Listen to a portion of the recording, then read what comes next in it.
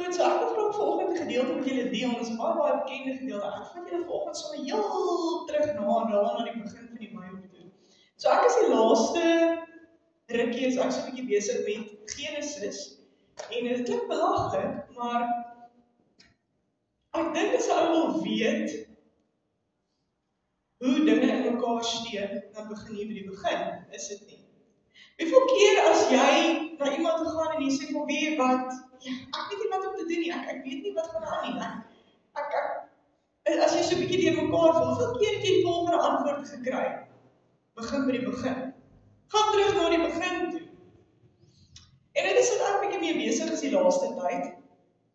Ek is besig om so 'n bietjie te delf in Genesis. En mense sal dink, maar Genesis is eintlik so voor die hand liggende en so eenvoudige boek. En dit is werklik nie. Daar is soveel kompleksiteit in Genesis. Daar is soveel waarde in Genesis en ek wil regtig vanoggend net so ietsie met julle deel rondom dit.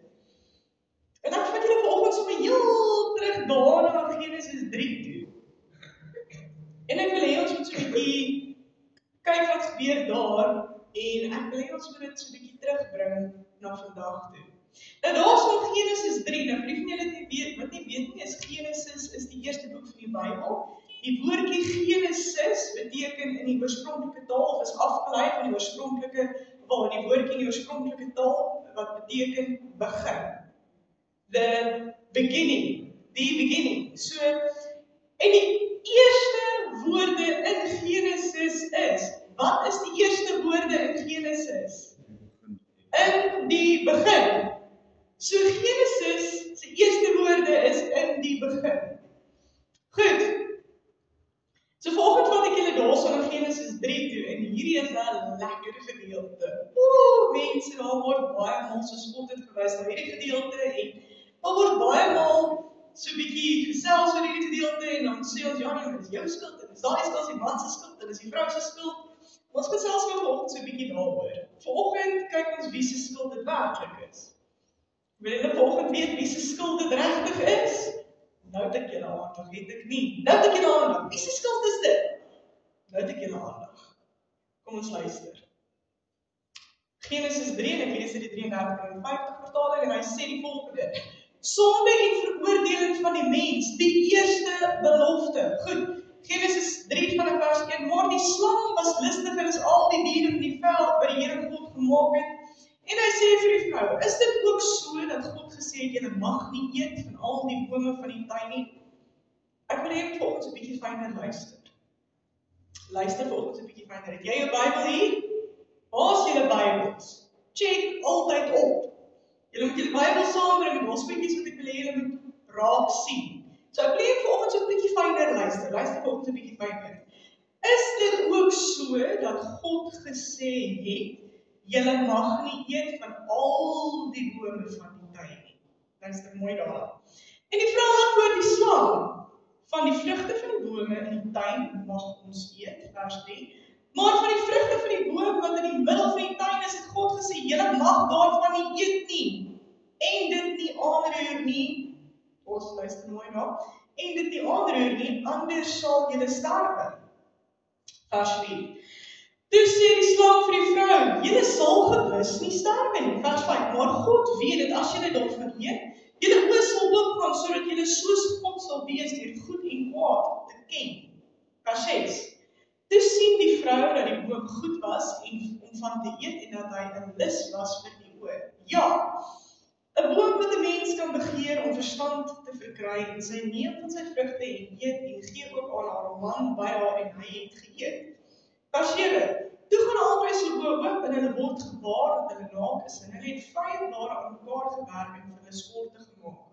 En hulle het die stem van die Here gehoor terwyl hy wandel in die tuin in die aandwynkie en die mens en sy vrou het hulle verberg vir die aangesig van die Here God tussen die bome van die tuin. Ek gaan julle net tot sover van volgende. Nou julle weet wat daarna gebeur. Daarna weet julle mos die Here sê vir hulle, wat het julle gemaak? En die man sê nee, dis die vrou en die vrou sê, dis die slang en die slang staan daar. So hierdie is 'n baie besige gedeelte. Maar kom ons gesels gou vinnig. Volgens se tema is die volgende. Die lokvalle van die vyand. Volgens se tema is die volgende. Die lokvalle van die vyand. Nou kyk, as ons hierdie teksgedeelte lees, is daar nou baie dinge wat by my opkom. Die heel eerste ding is, hoe stupid moet jy wees om te luister na 'n slang? Ek meen, kan. Hoe stupid moet jy wees om te luister na 'n slang? Dis my eerste vraag. Hoekom praat jy met 'n slang? Dis my tweede vraag. Dis my tweede vraag. My derde vraag is, van al die bome in die tuin van Eden, hoekom sou jy nou spesifiek daai een ding gaan uitsoek wat jy weet jy mag nie van eet nie? Dis so goed, ek het die hele vrugteboord vol van hierdie lekker gesonde vrugte en in die middel van my tuin met al die vrugteboorde en groentetuine en alles wat so mooi hang, staan daar een malva plant wat nog stink ook. En net om te weet, ek kan hom nie eet nie, ek gaan eet hom. Dit voel vir my, dis presies dieselfde konsep. En in die tuin met alles wat so mooi lyk en wat so eetbaar is en jy toestem om alles te eet, gaan soek hulle die een ding wat hulle weet hulle mag nie eet. Ek meen, kan, sê vir my, ek is nie die enigste een wat so ver gedoen, wat al die vrae rondom hierdie teksgedeelte. Daar is my soveel dinge. Ek meen, die vierde vraag wat ek het is, die Here het vir jou baie duidelik gesê, God het vir jou baie duidelik gesê, moet nou nie gaan krap hierso. Los net hierdie dinge. God self het vir jou gesê, wat doen die mens? Hy doen presies die teenoorgestelde van dit wat hom gesê is om nie te doen. Moenie jou vinger in die kragknop druk nie. Wat maak ek? Ek druk my vinger in die kragknop in om te kyk wat gebeur. Ek sou dit nooit gedoen het nie. Maar omdat ek nou weet, ek moet dit nie doen nie, nou lyk dit vir my verskriklik aanloklik. Het jy wel agtergekom met kleintjies, is dit presies dieselfde. Die van julle wat kleinkinders het, wat kleinkindertjies het, en wil jy se nou weet, moenie dit doen nie. Waar gaan karring hulle nou die hele tyd? By daai plek wat jy gesê het, moenie gaan karring nie. Hoekom? Ewe skielik, nadat jy nou gesê het, moenie daar gaan karring nie, nou lyk dit baie aanloklik. Was dieselfde hier gewees? Dit was nou presies dieselfde. So, ek kyk nou na hierdie teksgedeelte en ek meen, ons het gevra, hulle sê don't judge, I mean, come on, we're judging, reg? Ons oordeel, ons wonder nou, wat het julle gedink, ouens? Wat het julle gedink?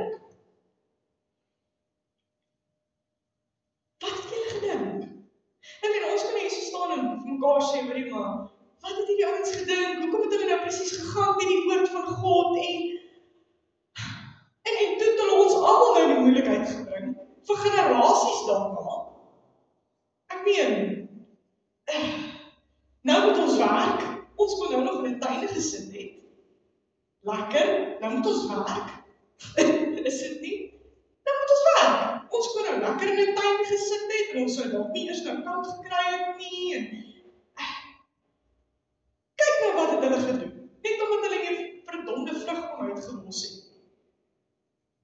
So ons oordeel, reg? Ons oordeel. En ons is geneig, ons is vinnig om te sê, ja nie maar, dit was nou simpel gewees, en het geluister nie wat, kom ons trek gou vinnig terug na vandag toe. En kom ons sê gou vinnig hierdie een ding vir mekaar. Die vyand se taktiek en sy lokvalle het nie verander. Dit het nie verander. Dit bly dieselfde. Kom ons kyk na 'n paar van sy lokvalle. Ek gaan die vat na die heel eerste gedeelte toe. Is dit ook so dat God gesê het, julle mag nie eet van al die bome van die tuin nie? Ek weet kom, hierdie ou weet baie goed wat die Here vir hulle gesê het. Hy was baie gewees in die Here het vir hulle gesê. Hy weet baie goed God het vir hulle gesê, daar's net een boom waarvan jy nie mag eet. Wat maak hy? Is dit waar dat die Here vir jou gesê het, God gesê het, julle mag eet van al die bome in die tuin? Hy weet baie goed. So hy kom en hy plant 'n saadjie van twyfel.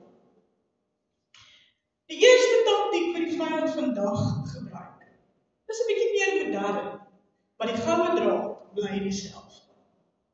En kom ons gaan vinnig, hier het ons en hier is 'n sport na die skepingsverhaal. Nou sê vir my, wie van julle glo die woord van God in geheel? Nie een van julle nie. Sy, daar kry ek nou die hand. Dis wat ek kry, daar kry ek nou die. So jy glo die woord van God in geheel. As hy dit sê, het dit gebeur. Tot op die laaste jota. Jy glo dat die woord van God die waarheid is. Is dit nie? Goed.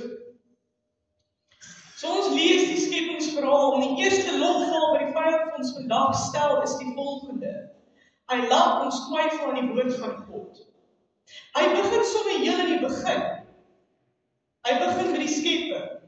En dis nou 'n ding wat nou al oor die jare heen verskriklike momentum gewerf het, en daar is ouens wat dit vandag nog aanhang. Hy gaan wel twyfel op die skepingsverhaal. Dis sy eerste ding wat hy nou lees doen. Dit doen ek al vir baie lank. Julle is wel bekend met die teorie, die Big Bang teorie, of die groot ontploffingsteorie. Daar was, ek weet nie wat gebeur het nie, en dis al groot ontploffing, woepsies ons almal. Reg? Julle is bekend met daai teorie. Julle is bekend met daai teorie dat daar nie 'n skepper is nie. Daai teorie sê dat daar nie 'n skepper is nie. Daai teorie sê dat alles by kans gebeur het en toevallig gebeur het en dat alles sommer net spontaan gebeur het en dat daar nie 'n skepper is nie en dat daar nie 'n God is nie en dat daar nie. Dit is wat daardie teorie sê. Dit is wat hierdie dwaallering teorie, die Big Bang teorie sê. Nou, weer eens, ek het vra. Weer eens, ek het vra. My eerste vraag is dit, wanneer in jou lewe het jy al ooit gesien dat 'n ontploffing lei tot perfekte orde? Dit doen nie. Julle almal het al foto's gesien, ek weet ons leef in 'n tyd waar media, sosiale media en tegnologie baie ver gevorder is. Julle almal het al video's gesien en foto's gesien van ontploffings wat plaasgevind het en watter van daai foto's en van daardie video's het al ooit vir jou 'n prentjie van perfekte orde geskep? Daar is nie orde na 'n ontploffing nie. Tog, in die wêreld is daar perfekte orde. Ek praat nou nie van gemors in plaas van 'n geval van mense se keuses nie, dis nie waarvan ek praat. Ek praat van die natuur. As ons kyk na die natuur, is die eerste ding wat ons sien, heel eerstens is daar kreatiwiteit. Ons dien 'n kreatiewe God. 'n God wat alles mooi en perfek gemaak het. Die tweede ding wat ons sien is ons dien 'n God van orde. Alles funksioneer in 'n perfekte orde. Ekosisteem, ekologie, voedselketings, alles is in 'n perfekte orde tot die mens in dan's alles gemors. Jou liggaam is perfek in mekaar gesit. Elke selletjie, elke dingetjie het sy plek. Jy is so kompleks en perfek gemaak deur die hande van God. Sê vir my dit is nou dis die gevolg van 'n ontploffing. Sê vir my dit is die gevolg van sommer net. Sê vir my dit is die gevolg van toevallig. Sê vir my daar is nie 'n God nie. Verduidelik vir my hoe maak dit sin om na al hierdie dinge te kyk en jou liggaam te vat. Al is dit net jou liggaam. As jy nou soos ek is wat nie regtig Christelike natuurmens is nie. Alles is perfek. Sê vir my, daar is nie 'n God. Kyk na al hierdie goed en sê nog steeds vir my dat daar nie 'n God is nie. Sê vir my, hoe kry jy dit reg? Hoe kry jy dit reg om God uit hierdie perfekte prentjie uit te haal? Hoe kry jy dit reg om te glo dat al hierdie dinge sommer net toevallig gebeur het? Hoe kry jy dit reg om vir my te sê dat ons in hierdie perfekte skepping, op die perfekte aarde en hierdie alles wat so mooi gemaak is, sê vir my dit alles het net tot stand gekom uit niks uit nie. Sê vir my dit het uit niks uit, God het 'n woord gespreek. Maar sê vir my, daar is nie 'n skepper. Sê vir my, daar is nie 'n God. Sê vir my, daar is nie 'n God wat sy hand hier oorhou nie. Hoe is dit moontlik? Hoe maak dit sin? Persoonlik volgens my, in my opinie, verg dit meer geloof om te sê, dat dit alles sommer net gebeur het. Dit volgens my verg dit meer geloof om te sê dat daar nie 'n skepper is nie, as wat dit is om te sê, dat glo, daar moet 'n God wees. Daar moet 'n God wees. Dit voel vir my, dis makliker om te glo, en dit is meer logies en voor die hand liggend om te glo, dat daar 'n God is, as wat dit is om te sê, dit het uit niks uit gebeur en daar's nie 'n God. Ek dink daarin moet baie meer geloof wees. Regtig, ek dink daarin moet meer geloof wees. Ek voel dit is soveel makliker om te, en dit maak soveel meer sin vir my as mens, om na al hierdie mooi te kyk en te sê, daar moet 'n God wees. Daar moet 'n God wees. Die Here het alles gemaak. God het alles gemaak. Selfs daai vlieg wat jou verpes in die somer. Selfs daai muskiet. God het hom ook gemaak. Ek wil eendag net verstaan wat is die doel van 'n muskiet. Maar God het hom ook gemaak. Die vyand het niks geskep. Hy is nie by magte om enigiets te skep. Verstaan vanoggend baie mooi. Satan kan niks maak nie. Hy kan niks skep nie. Niks in die ganse skepping het uit sy hand uitgerol nie. Verstaan die sin van jaloesie, wat dit vat om die mens om te probeer laat glo dat dit alles sommer net gebeur het. Verbeel jou hoe jaloers hy moet wees op God, as hy kyk na al hierdie mooi, en hy besef, hierdie het gekom uit die hand van God. Amen. Dan verstaan 'n mens, hoe hy 'n teorie kan skep, wat sê, dat daar nie 'n God is. En weet wat is my hartseerste vraag is? Daar is vandag mense, wat dit glo. Daar's mense wat dit glo. Daar is mense wat vandag glo dat daar nie 'n God is nie. Ek weet nie hoe kyk jy na dit alles en glo dit met 'n reguit gesig. Ek kan nie glo verduidelik, hoe sê jy dit vir jouself met 'n reguit gesig nie? En jy glo jouself nie.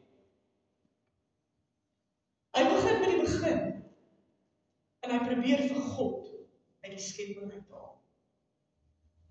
Hy probeer vir God uit die skepping uithaal.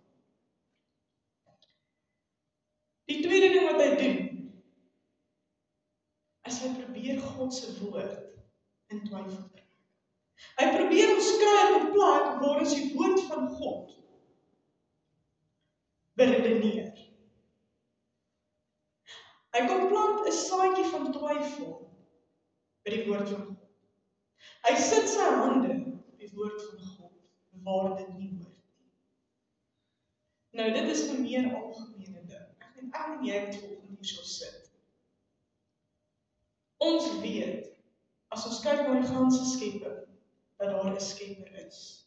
As ons kyk na die ganse skepping, weet ek en jy, daar moet 'n God wees. Daarvan is ons seker. Mens sien hierdie tweede ding, hierdie tweede taktiek wat hy gebruik, waar hy vat aan die woord van God. Dit is 'n ding waarby ek en jy dalk maklik kan val. En ek gaan vir jou sê hoekom. En ek gaan dit weer terugverwys na media en tegnologie. En hoor my hart as ek dit sê. Hoor my hart as ek dit sê.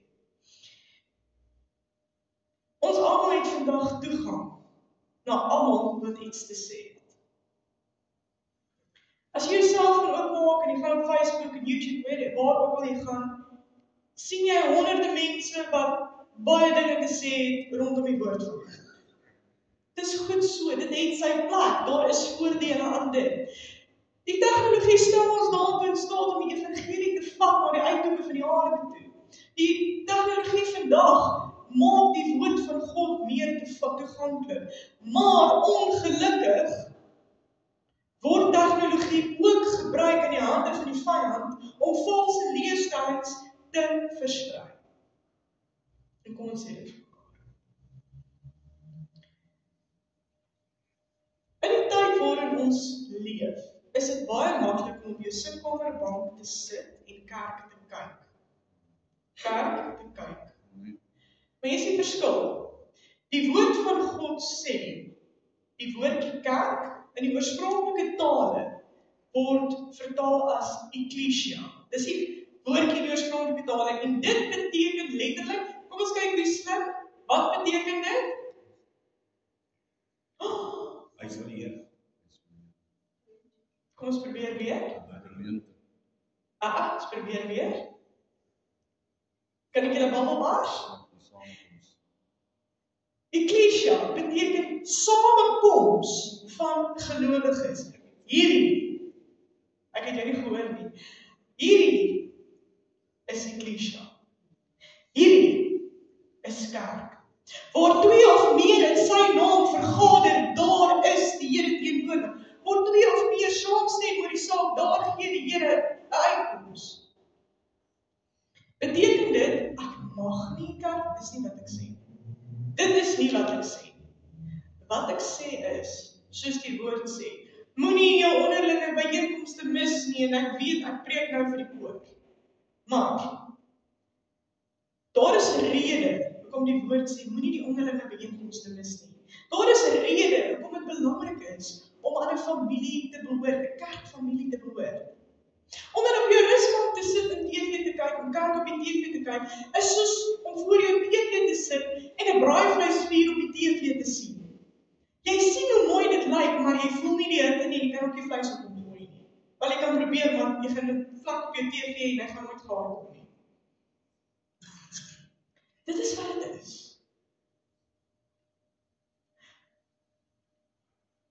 Dis lekker, want ons het toegang tot die woord. 7 dae 'n week, 24 ure 'n dag, dis fantasties. Ek het nie 'n probleem daarmee nie. Maar die probleem kom in, wanneer jy dit jou primêr maak. Wanneer jy uit jou familie uitgehaal word, jou geestelike familie uitgehaal word, staan jy alleen. En wat gebeur in die natuur wanneer 'n hok of 'n ding alleen beweeg? Hy is onmiddellik 'n teiken vir roofdiere. Dis 'n maklike teiken, want hy is alleen. En dis dieselfde met my en jou. Die vyand loop rond soos 'n brullende leeu en hy kyk wie hy kan verslind. As jy alleen staan, dan is jy 'n teiken.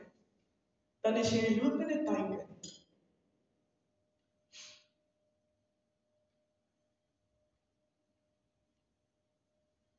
Valse leerstellings kom en laat ons betwyfel aan die woord van God. En dit klink gewoonlik soos die volgende, maar pastoor, ek weet wat is die waar. Jy doen, jy's reg, jy doen. Ek en jy doen, maar weet jy wat? Die duiwel is ook nie dom nie. Hy is altyd baie slim nie. Maar hy weet hoe die moderne mens vandag te vang. Hy weet hoe die moderne mens vandag te vang.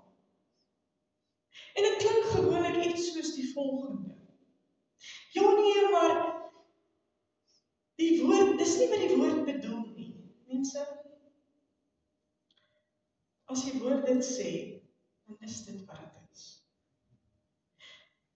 Mense raak deesdae skerp en dan sê, ja nee, maar ek het nou nog een gehad wat vir my gesê het, nee maar, in die oorspronklike tale is, weet jy wat beteken kerk? Want toe gebruik hy die hele narratief om kerk te probeer afkraak, dat kerk nie van die Here is nie. Weet jy wat beteken die woordjie kerk in die oorspronklike tale? En ek staan ons so en kyk. En ek sê vir hom, weet jy wat? Humor me. Asseblief sê vir my wat dit volgens jou beteken. En hy kom hier met die vreeslike storie, ek sê, kom ek gaan wys jou. Ja, moes probeer weer.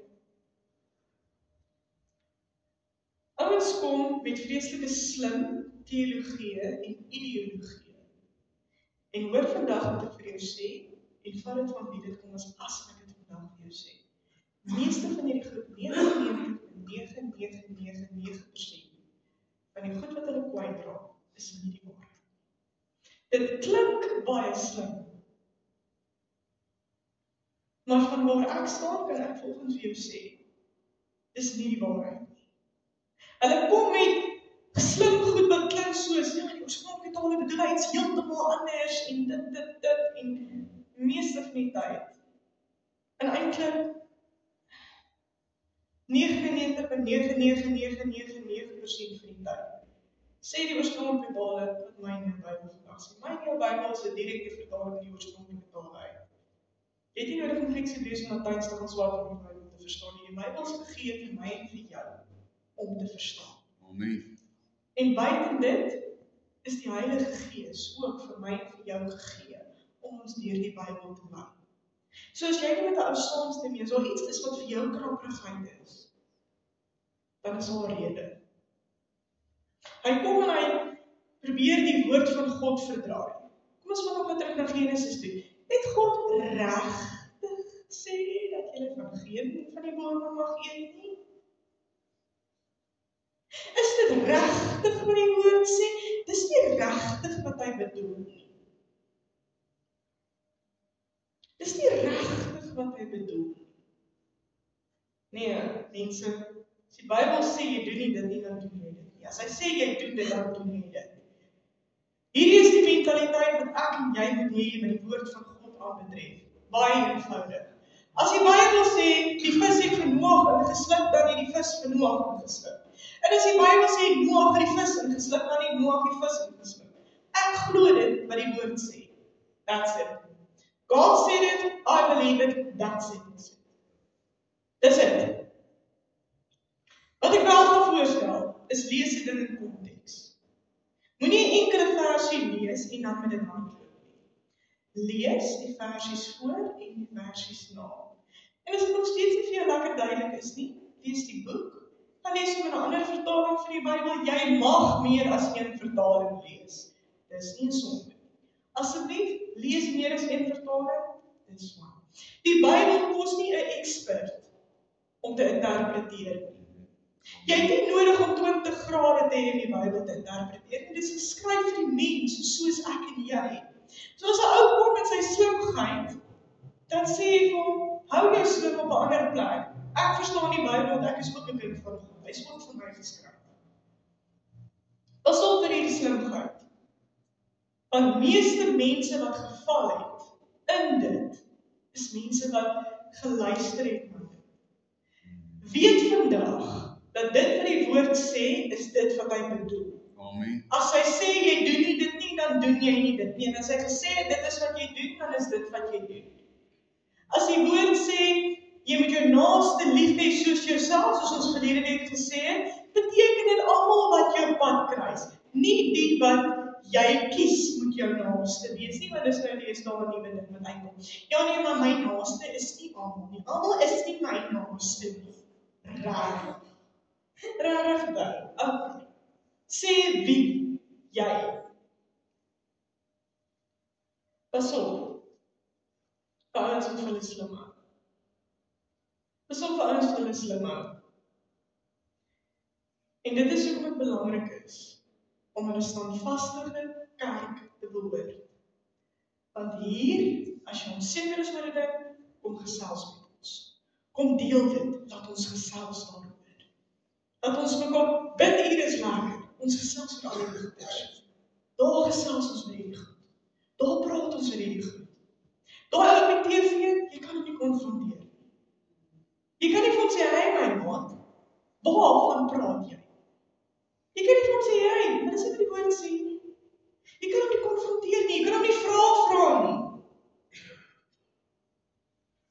Ander ding, as jy na iemand toe kom, wat iets gesê het rondom die woord of 'n preek of 'n wat se ding geleer het. En daai persoon is nie oop vir vrae nie. En daai persoon is nie oop vir, weet jy wat pastoor, ek is nie so lekker bediend met my vriend. As hy nie oop is vir dit nie. Hoekom is hy nie oop vir dit? Ek weet ek is. As jy nie seker is nie, as jy nie saamstem nie, ek is hier. Ek is oop vir dit. Ek is fyn met dit. Kom praat. Wat ons gesels. Iemand wat verdedigend is, en dink hy sit op 'n troontjie, is besig om vir jou nonsens te vertel. Kyk uit vir dit. Nommer 1, hy probeer vir God uit die skepping uithaal. Nommer 2, hy probeer die woord van God in twyfel trek. In my nie, want as ons die woord van God betwyfel, wat is dan vir ons standvastig? Dis ons anker. Hierdie is ons anker. Hierdie is ons padkaart. Hierdie is die lig op ons pad. Nie die tabel, die woord van God. Die Bybel is kom, dis maar hoe moet ons gebruik. Dis die woord op ons pad, is ons anker. As hy daai anker vir ons wegvat, wat het ek in my woord? Alright, so dit is sy tweede taktiek. Hy probeer die woord van God in twyfel trek. En soos ek vir jou sê, asseblief hoor my as ek dit vandag vir jou sê, ek het nog nie een van hierdie ouens teëgekom wat die waarheid praat. Amen. En ons het al lekker debatteer. En meeste van die tyd, gooi hom heel van spoor af, met 'n paar basiese logiese vrae. Nie een van hulle praat gewoon 'n bietjie waar. Goed, hy probeer die woord van God in twyfel trek. Nommer 3, hy hou vir ons 'n valse weergawe voor van wie God is en hoe ons lewens behoort te lyk. So dit klink gewoonlik iets soos die volgende. Ja, maar Jesus is nie regtig die seun van God. Het julle daai nog gehoor? Great, ek het al baie gehoor. Werklik. En hy begin gewoonlik met hierdie vreeslike name. En dan voel hy ook geïntimideerd. Reg? Hulle kom met hierdie vreeslike Grieks, Hebreëus, Latynse name en dan voel hy ook geïntimideerd. Dan voel hy geïntimideerd, want hierdie ou ken nou al hierdie vreeslike groot woorde, so hy weet seker beter as ek. Dan word ons sê, nee, maar Jesus is nie die seun van God nie. En hoor wat ek vir jou sê, Jesus is die seun van God. Amen. Hy het gekom in die vorm van 'n mens, die gestalte van 'n mens aangeneem. Hy het vir ons kom wys wat God se hart en God se wil is. Hy het kom sterf vir ons sondes in die kruishout van Golgotha. Hy het sy lewe vir ons kom aflê. Hy het opgestaan, opgevaar na die hemel waar hy nou aan die regterkant van die Vader sit en het sy Heilige Gees op alle vlees uitgestort. That's it! Dis die evangelie. Dis die punt. Jesus sê, ek is die weg, die waarheid en die lewe. Niemand kom die Vader behalwe deur my nie. Dan gaan hy verder en hy sê, want so lief het God die wêreld gehad dat hy sy enige gebore seun gestuur het, sodat elkeen wat in hom glo, nie verlore mag hê nie, maar die ewige lewe mag hê. Johannes 3 vers 6. Weereens, die woord sê dit, ek glo dit, dat settles it. Jesus is die seun van God. Ou wat kom met die vreeslike groot woorde, hy probeer slim klink, maar hy is rarig nie. Hy is rarig nie. Hou vas in dit wat die woord sê. Jesus Christus is die seun van God. God die Vader, God die Seun, God die Heilige Gees, die heilige drie-eenheid, dis 3 in 1, maar tog 1 in 3. Elke een van die drie-eenheid is so eg soos die ander. Elke een van die drie-eenheid het 'n funksie en 'n plek waar hy sy funksie verrig. Die Heilige Gees is God met ons. That's it. En dan gaan hulle verder en hulle trek twyfel in hoe ons lewens moet lei. So dit gaan of die een kant toe of die ander kant toe. Die een wat sê, ja nee, maar Jesus is nie die seun van God nie, en ons is nog steeds onderhewig aan die wet. Nee, Christus het die wet nie kom uitklee nie kom verwegvat nie, hy het hom kom vervul. En in Christus is die wet vervul. So, hoe pas ek en jy dan? Hoe pas my en jou saligheid in die wet? Baie eenvoudig. Deur verhouding met Jesus Christus. Deur verhouding te hê met Jesus Christus, met die Here. Deur om aan te neem is ons persoonlike verlossing en saligmaking en 'n pad met hom te stap. Elke dag is die wet vervul, want Christus het die wet vervul. So hulle gaan of die een kant sê, ja nee, met die wet vervul, die wet staan nog steeds en ons is die wet vervul, daar is oor die 300 wette, as jy die een vervul, moet jy ander vervul. Dis die ding van die wet. Nie ek of jy ken al 300 wette. Ouens, ek ken nie eens al 300. Wie kan vir my sê wat al 300 wette is? Kan nie, ek weet self nie eers nie. Wie kan vir my al 300 wette sê? Hoe kan jy 'n ding vervul wat jy nie eers bewus is? En dit is hoekom ek en jy 'n redder nodig het. Want die mens kan homself nie red nie. Die enigste doel van die wet was gewees om my en vir jou te wys dat ons 'n redder nodig het. Dit was die doel van die wet. Christus het gekom en hy die wet vervul. As ons vir Christus weggooi, is daar vir ons geen redding meer. So hulle gaan of die een kant of hulle gaan die ander kant toe. Die ander kant is nou weer die meer ekstreme een wat sê Christus het my klaar vergewe, ek kan maak en breek en leef net soos wat ek wil. Nee. Hy gaan verder en hy sê daar in Romeine, as jy nie heilig maak en nastreef nie, sal jy die koninkryk van God nie sien nie. As ons die Here liefhet, sal ons nie iets doen wat teen sy woord en sy wil gaan nie. So jy sien, hier's twee ekstremiteite. Jy moet jouself probeer hê of moenie worry nie, jy kan doen wat jy wil, jy is klaar. Ja, al ons sondes is uitgekleed, die kruis het van Golgotha, dis 'n dan deel. Maar hier is die volgende. As ons die Here liefhet, sal ons wandel met hom. As ons die Here liefhet, sal ons nie doelbewus dinge doen wat teen sy woord en sy wil is nie. As jy lief is vir iemand, gaan jy nie iets doen waar daai persoon doelbewus seermaak nie, gaan jy. En as ons maak foute, doen ons nie. Ons trap soms mis hier en daar, ons mis 'n tackle van tyd tot tyd, doen ons nie. Dis fyn, dis mens, ons verstaan dit. Maar wanneer ons op daai punt kom waar ons per ongeluk droog maak, dan is ons onmiddellik bewus van dit en het ons onmiddellik berou daaroor. En dit is die Heilige Gees wat in wat binne my en jou werk, wat ons sê, luister maar nou. Dit moes nie nou gebeur het nie. Daai skuldgevoel wat jy het wanneer jy nou per ongeluk misgedrap het, wie van julle het al as jy in die dorp ry en skielik ry die ou voor jou in en jy gedraaf jou so pinnoka, dan daarna voel jy soos 'n skaap? Ja. Daai gewete? Ja. Dis die Heilige Gees wat jy sê, dit moes nie nou gebeur het nie. Daai is die Heilige Gees wat jou sagkens bewus maak van die feit dat jy nou misgedrap het. Beteken dit ons gaan nou hel toe? Dis nie wat dit, Here ken ons hart. Beteken ons kan maak en breek soos wat ons wil? Nee. Verstaan een ding vandag baie mooi. Genade was nie goedkoop nie, dit het Jesus sy lewe gekos. As ons dink ons kan maak en breek en leef soos wat ons wil, as gevolg van die kruis, is ons besig om genade goedkoop te maak. En genade was nie goedkoop nie, dit het Jesus sy lewe gekos. Dit het die Seun van God gekos. Genade was nie goedkoop nie. So verstaan, hy vat hom of in die een ekstremiteit of in die volgende. Albei is ewe gevaarlik. Dis die derde slaggat waarin die vyand ons probeer laat trap. So is of die kant toe, of daai kant toe, wees wakker vir dit. En die 5de een, dis 'n baie voor die hand liggende een. Versoeking. Het hy raar gesê, jy mag nie van die vrugte eet nie?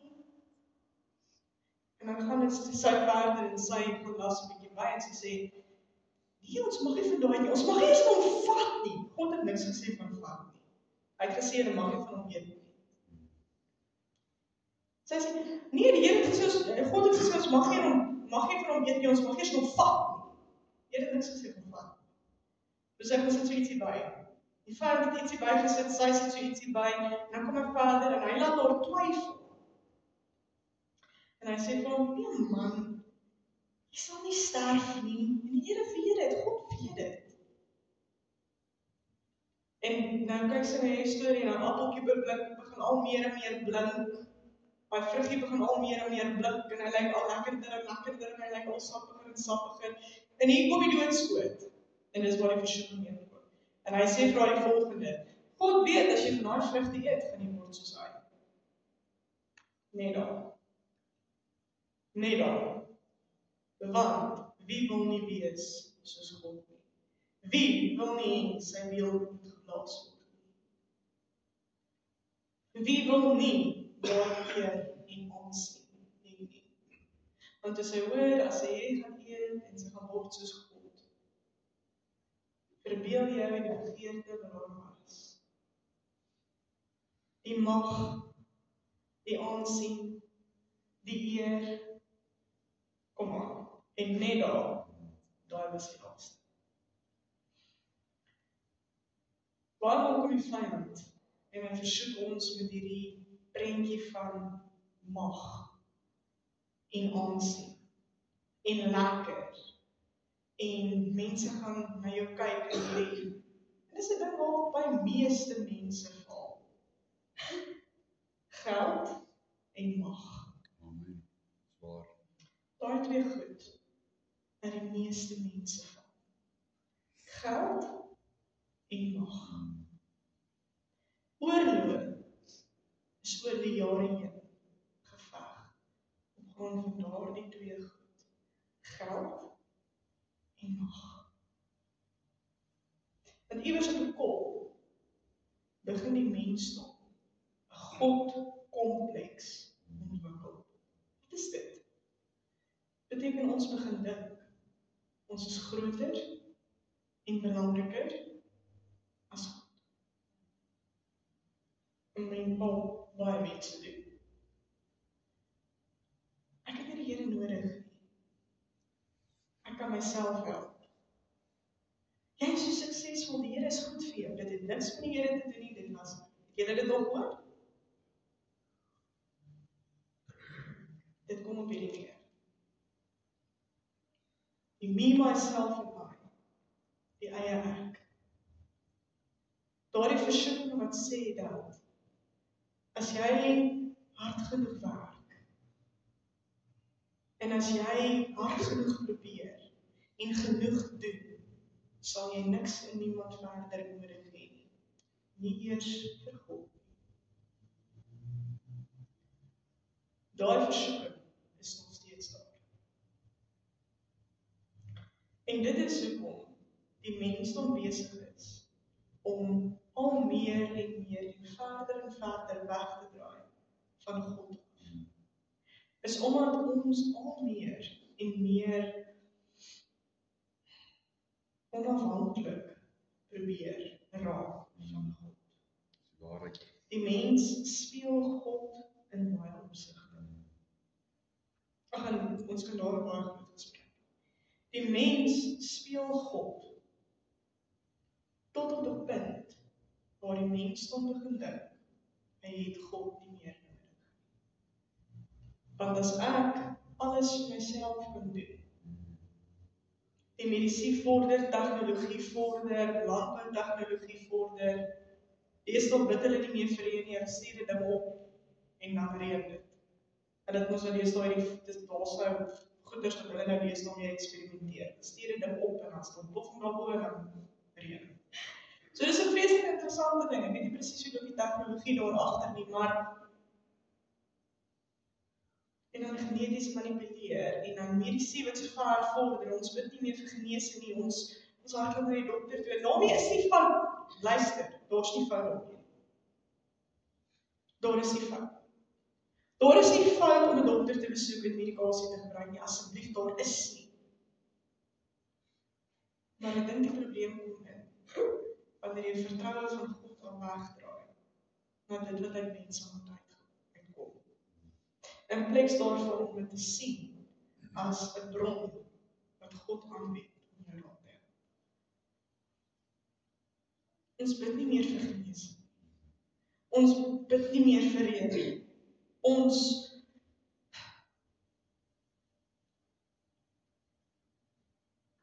is so gewoond daaraan om op ons eie mag en krag staat te maak. waar pas God dan in die prentjie? Die mensdom beweeg al verder en verder van God af. Dit laat my baie dink aan die hele toring van Babel idee. Die hele toring van Babel skryf, en die toring van Babel.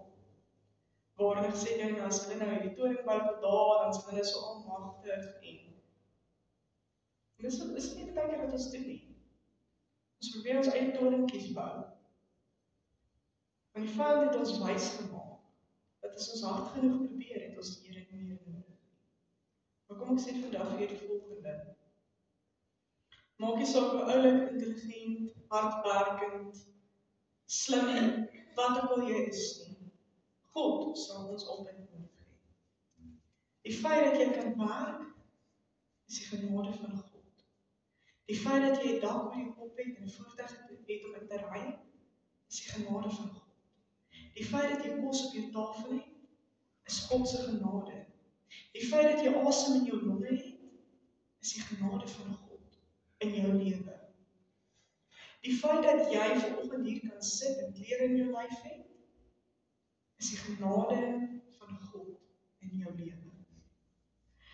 Die vierde taktiek wat hy gebruik, is om ons te versoek tot op 'n punt waar ons dink, ons het God nie meer nodig nie. Kan jy verstaan hoe die vyand vandag presies dieselfde werk as nou die jare heen gewerk het? My vraag aan jou is die volgende. Vir hoeveel van hierdie goed het jy al geval? Vir hoeveel van hierdie goed het ek en jy al geval? Vir hoeveel van hierdie goed het ek en jy al gesluk? En ons kyk na Adam en Eva en ons dink, hoe stupid. Maar die mensdom het nog nie verander nie. Ons het nog nie veel verander nie. Wel, ons lyk dalk so 'n bietjie anders vandag, ons klere lyk so 'n bietjie mooier, ons loop nie meer met velletjies en lappietjies en pikkies rond nie, dankie tog daarvoor, want ek dink dit is so koud gewees het vandag. Ons het verander in opsigte, maar in baie ander opsigte het ons raar eintlik maar dieselfde gebly. My vraag aan jou is, waak jy teen hierdie taktieke van die vyand? Waak jy teen hierdie tipe goed? Vir hoeveel van hierdie goed het jy al geval? Hoeveel keer is iemand iets te sê oor die Bybel en jy weet voor die Heilige Skrif klink nie reg nie? Het jy gewonder, is dit nie dalk maar so nie? Want soos ek die klink slim. Hulle klink slim. Is rarig nie, maar hulle klink. Hulle klink slim, maar hulle is rarig nie. As die woord dit sê, is dit so. Ons het God nodig. Ons het die Here nodig. Sy taktiek oor die jare heen het nie verander nie. So hier vat ons dit vanoggend saam. Bly by die basies. Stick to the basics. Eenvoudig. Bly by die basies. God is die skepper van die hemel en die aarde. Hy is die Alfa en die Omega. Deur hom het alles tot stand gekom en sonder hom het niks tot stand gekom. Die woord wat ek en jy lees is die woord van God en is die algehele gesag vir my en vir jou lewe. Niemand sal byvoeg nie, niemand sal wegvat nie. Amen. Hy is die lig op my pad, en die lamp op my voet en die lig op my pad. Dis die woord van God is. Die woord van God het sê en glo dit. God said it, I believe it, that settles it. Einde van die saak. Christus is die seun van God wat gekom het en vir my en vir jou sonde sy lewe afgelê het. Sodat elkeen wat hom vir hom glo nie verlore mag gaan nie, maar die ewige lewe sal hê. Johannes 3 vers 16. En verder sê Jesus ook, ek is die weg, die waarheid en die lewe. Niemand kom by die Vader behalwe deur my nie. Geen wet bring jou by God nie, slegs Jesus Christus wat die wet vervul het. In Christus Jesus vervul ek en jy ook die wet deur 'n verhouding te hê met hom. Die heiligmaking nie nastreef nie, sal die koninkryk van God nie sien nie. Genade was nie goedkoop nie, dit het Jesus sy lewe gekos. Nommer 4. God is nie een wat jou versoek nie, en self word hy ook nie versoek nie. Dis die sonde om versoeking versoek te word nie, maar om daarin te verval, daardeur kom die sonde Jakobus 2. God sal ons nodig hê, vir solank as wat ek nie asem in ons longe het, en selfs daarna. Nooit sal 'n mens kan sê dat ek goed genoeg is op my eie. Vir God het ons nodig, ongeag. In alle aspekte van my lewe kan ek nie sonder hom nie. In my gesondheid, in my voorsiening, die dak oor my kop, die voertuig wat ek ry, dit wat op my bankrekening is, dit alles is deur genade uit die hand van God vir my gegee. Amen. En dit behoort my en jou beleid te wees, elke dag in ons oë maak. En dit is hoe ons staan teen hierdie taktiek wat die vyand teen ons gebruik. Sy taktiek het nooit verander nie. Dit sal nooit verander nie. Die mensdom het nooit verander nie. In sekere opsigte die mensdom nooit verander. Vir een of ander rede val mense steeds in hierdie slaggate, maar kom ek en jy waak daarteen. Moet die onderlinge byeenkomste nie misloop nie, want daarin groei jy nader na die Here. Daarin 'n heilige Christelike familie is belangrik vir my en jou. Standvastigheid in die woord van God. Daar kan ons gesels. As hy nie wil toelaat dat jy hom konfronteer en met hom praat oor sy weerstande nie, behoort dit reeds die eerste rooi vlag te wees. Wat my betref, kom gesels asseblief. As daar iets is waaroor jy onseker is, as jy iets gehoor het wat nie vir jou lekker klink, as jy wonder oor iets wat jy miskien elders gehoor het of hier van my af gehoor het, kom praat met my. Ek is oop, ek is toeganklik, ek byt nie. Dit lyk dalk so, maar ek doen regtig. Ek stel myself oop, jy is welkom. Onthou, hou die ou wat die woord bedien by 'n standaard. Want daardie persoon moet vir jou die weg wys. Jy kan dit nie doen met 'n TV-prediking. Luister, dis waar jy moet dit nie jou primêr maak. Goed, amen. Amen. Ons sit so ons laat ons hoor. Dankie Here dat ons vanoggend kan stil raak voor die woord. Here, dankie dat ons vanoggend kan weet, Here, dat U steeds die God is, dat die God van die begin, die God van vandag is. Here, die God van Abraham, Isak en Jakob, ook my God vandag is. Here, dankie dat ons kan weet, Here, dat U die God is, wat, Here, wat nog steeds doen, wat U al die jare gedoen het, en dat U dit altyd sal doen. Here, vanoggend wil ons bely dat ons U nodig het, in elke faset van ons lewens. Here, sonder U kan ons nie en wil ons nie. Here, sonder U is daar nie 'n ons nie. Sonder U is daar nie 'n toekoms nie. En Here, daarom ons vanoggend, Here, net weer daardie oorgawe maak en sê, Here, hier is ek. Here, kom doen slegs U wil in my lewe, elke oomblik van elke dag. Here, ons wil bid vir die week wat voor lê, lei en behoed en bewaar en beskerm ons deur die loop van hierdie week. Here, daar waar ons voete sit, dat ons die taktiek van die vyand sal uitken, dat ons sy lokvalle sal identifiseer en nie daarin sal trap nie. Dat ons sal vas staan in U woord, elke oomblik van elke dag, en as ons onseker is, ons sal draai na U woord. Here, dat U woord ons algemeen sal wees en ons algeheel sal wees, die anker sal wees vir ons lewens. Dat ons nie na mense woorde sal luister nie, maar dat ons sal draai na U woord. Here, ons vanoggend bid vir die tiendes en die offerandes wat uitgaan. Here, seën vanoggend elke hand wat in daardie skatkis gesteek word, ooreenkomstig U woord en U wil. Here, ons wil bid vir die wat werk met die finansies, vir julle insig, wysheid en kennis om daardie fondse aan te wend tot uitbreiding van die koninkryk. Here, vandag ons nou in die liefde en die genade. En bring ons weer by ons volgende byeenkoms by mekaar. Here, waar ons U naam sal vergroot en waar ons net om U woord sal sit en sal groei in die teenwoordigheid van medegelowiges en medekinders van Here. Here, ons dank U daarvoor. Amen. Goed, ons kan maar voordat ons sal oor, ons dit chocolate ons bereik. Amanda, so verlede Saterdag, hulle was in verlede Sondag nie kerk, maar verlede Saterdag, ek het hierdie keer reg gevra. Verlede Saterdag was Sondag, Saterdag of Sondag, as jy lieflik sal denke.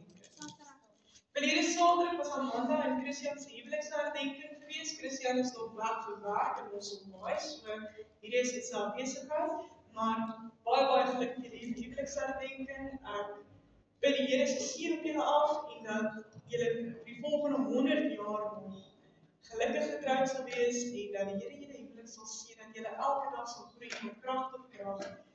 Nader aan mekaar en nader aan God. Ons gee hulle hande klaar.